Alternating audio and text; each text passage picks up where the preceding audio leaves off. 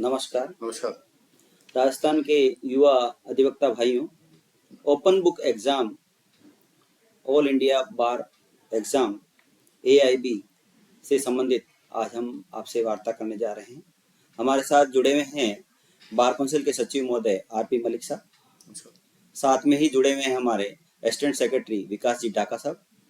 और bar council AIB India के जो एग्जाम्स वगैरह होते हैं उनके संबंधित डॉक्यूमेंट्स वगैरह भेजे जाते हैं और उनके संबंधित कोई समस्या आती है तो उसका सॉल्यूशन करते हैं हमारे राहुल गुप्ता बार काउंसिल के हमारे। तो मैं सबसे पहले बार काउंसिल इंडिया द्वारा जो एग्जाम के बारे में, ऑल इंडिया एग्जाम्स के बारे में, AIB एग्जाम्स के बारे में इसलिए चर्चा करना चाहूँगा कि हमारे युवा साथियों को किसी तरह की प्रॉब्लम्स नहीं हो और ये वीडियो देखने के बाद उनका सॉल्यूशन हो जाए।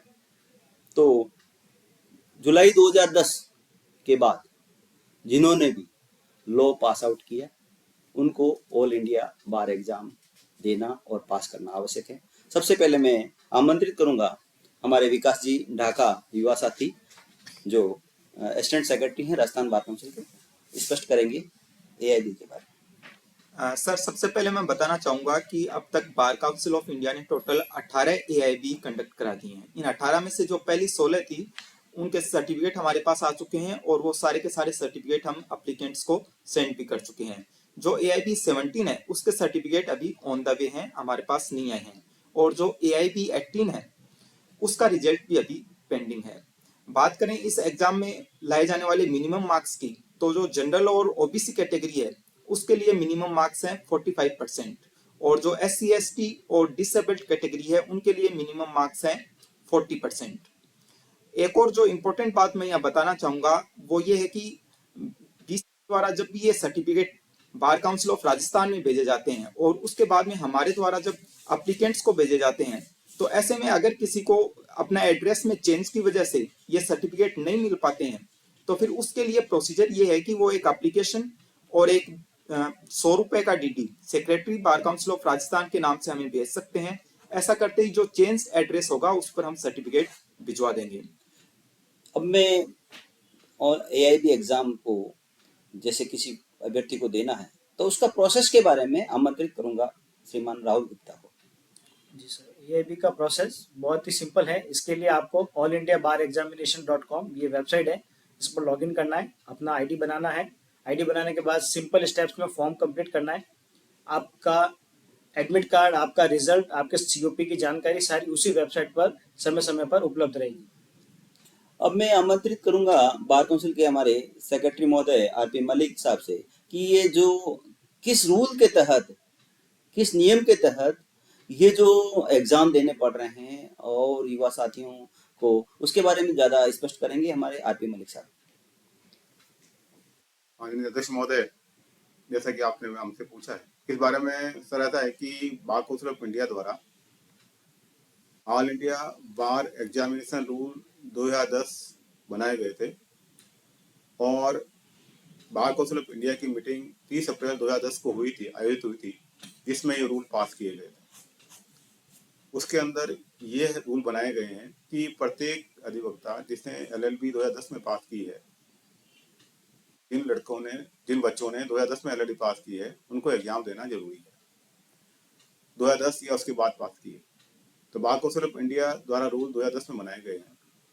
तो ये प्रत्येक एनरोलमेंट होने के बाद में कोई भी अधिवक्ता इसको, जिन्होंने पास 2010 में की है, वो इसको एग्जाम देना पड़ेगा।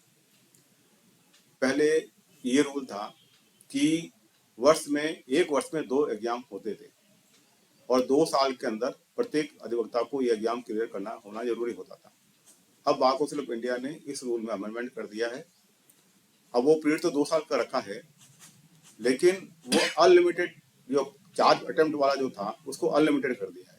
अब वो एग्जाम कभी भी क्लियर कर सकता है, बशर्ते उसको एग्जाम क्लियर करने के बाद ही उसको आगे प्रैक्टिस कर पाएगा। ये बार काउंसिल ऑफ इंडिया ने अभी अमेंडमेंट किया है।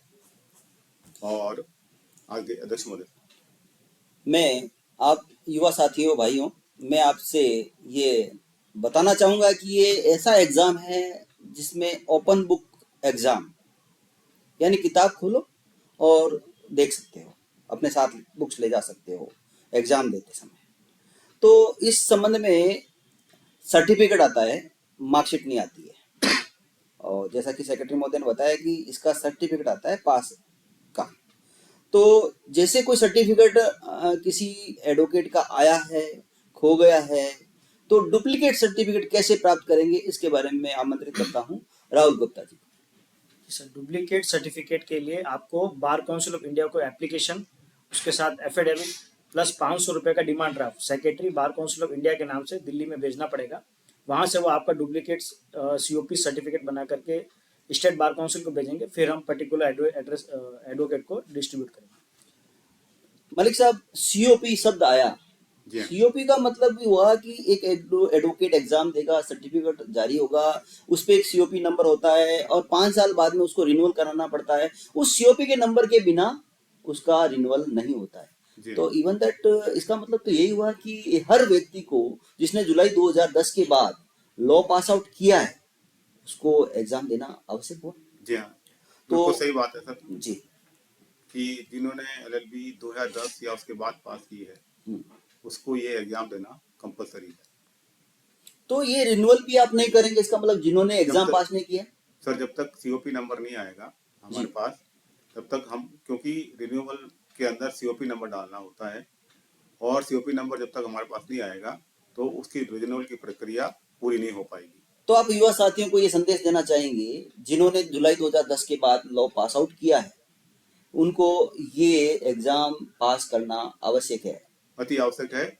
और इस रूल का सभी भाइयों से मैं निवेदन करूंगा, इस रूल का कंप्लायंस की जाए और जिन्होंने अभी तक ऑल इंडिया बार एग्जाम नहीं दिया है वो जल्द से जल्द एग्जाम देवें, जिससे कि उनको किसी भी परेशानी का सामना नहीं करना पड़े। राहुल गुप्ता जी, आप अपने थोड़ा मोबाइल नंबर मतलब कि एक बार बताइए ताकि युवा अधिवक्ता अपनी क्वेरी ऑफिस टाइम में जब आपसे बात करे और कोई प्रॉब्लम हो तो सॉर्ट आउट करेंगे आप। और अपना थोड़ा मोबाइल नंबर बताइए। बिल्कुल सर, नंबर है सर 8003500909। इस पर आप मेरे को ऑफिस टाइम में कॉल कर सकते हैं। बहुत बहुत धन्यवाद आप सभी भाइयों को, आपने युवा साथियों अधिवक्ताओं के लिए जो समस्या थी उसके ऊपर परिचर्चा की।